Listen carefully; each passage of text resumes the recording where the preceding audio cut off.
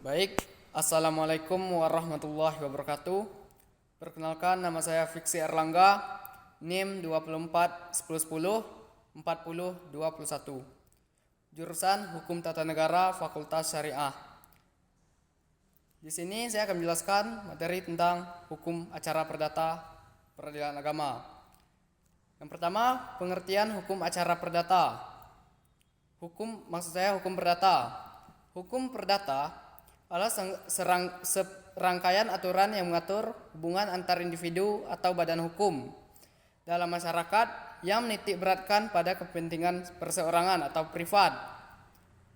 Hukum acara perdata adalah tata cara atau prosedur untuk menyelesaikan sengketa perdata melalui peradilan guna menegakkan aturan perdata material. Selanjutnya, sumber hukum acara peradilan agama. Yang pertama ada HIR dan RBG, Kitab Undang-Undang Hukum Perdata, Kompilasi Hukum Islam, Al-Quran dan Hadis.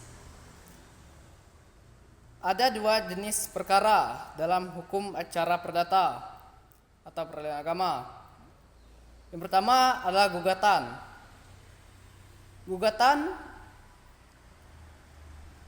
terletak ada atau tidaknya sengketa.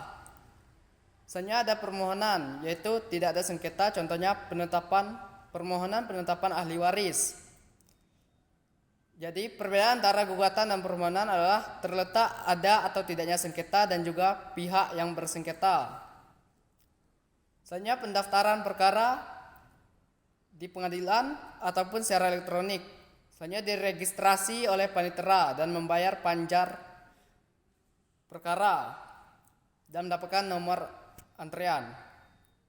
Misalnya dilakukan pemanggilan para pihak oleh panitera atau surat melalui kantor pos dikirim ke alamat tergugat. Jika tergugat tidak ada, maka surat pemanggilan diserahkan kepada kepala desa alamat prinsipal. Kemudian pada saat persidangan, hakim akan menawarkan mediasi sesuai dengan Peraturan Mahkamah Agung Nomor 1 Tahun 2016 tentang kewajiban mediasi yang dipimpin oleh mediator. Mediator bisa berasal dari dalam pengadilan maupun dari luar pengadilan. Kalau mediasi berhasil, maka akan dibuat akta perdamaian yang disebut akta fondading yang memiliki kekuatan hukum sama seperti putusan. Kalau mediasi gagal, selanjutnya sidang dilanjutkan dengan pemeriksaan identitas para pihak, dan jika para pihak menggunakan kuasa hukum atau advokat, maka akan dilakukan pemeriksaan kartu tanda advokat dan sumpah advokat. Maksud saya berita acara sumpah advokat. Dan juga tentu saja surat kuasa. Kemudian pada sidang selanjutnya atau sidang kedua diagendakan pembacaan gugatan oleh pihak penggugat dan eksepsi oleh pihak tergugat, dan juga replik dan duplik. Kemudian Pembuktian dapat berupa surat bukti atau alat bukti dokumen seperti akta tanah yang difotokopi kemudian dilegalisir untuk dijadikan alat bukti. Selanjutnya, pembacaan putusan. Setelah putusan dibacakan, hakim akan bertanya kepada penggugat apakah puas atau tidak. Begitupun kepada tergugat. Jika tergugat tidak puas, maka diberikan tenggat waktu selama 14 hari untuk mengajukan banding ke pengadilan tinggi. Jika tidak, maka putusan hakim akan berkekuatan hukum tetap. Sidang Perkara Perdata nomor 6/PDT-G/2017/VASPN dinyatakan dibuka dan ditutup untuk umum.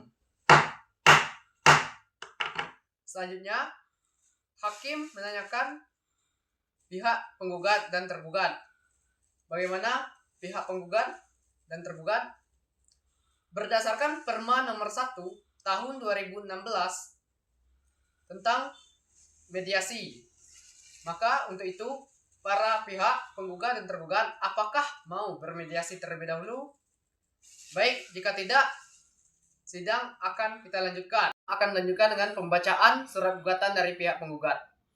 Baik, surat gugatan sudah dibacakan.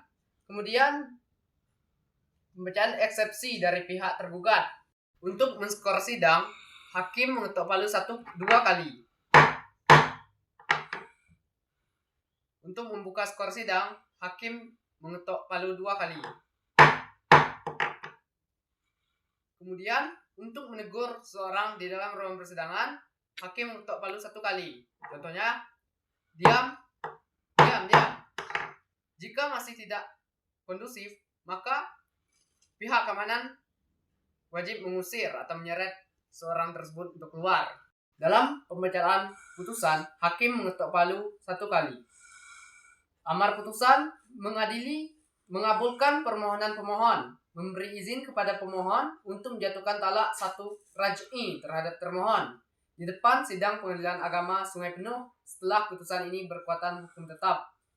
Membebankan pada pemohon untuk membayar biaya perkara ini sejumlah Rp350.000.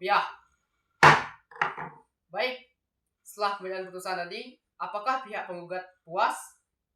Apakah pihak tergugat puas? Jika pihak tergugat tidak puas, maka akan diberikan tenggat waktu selama 14 hari untuk mengajukan banding ke pengadilan tinggi. Jika tidak, maka putusan hakim ini berkekuatan hukum tetap. Sekian dari saya.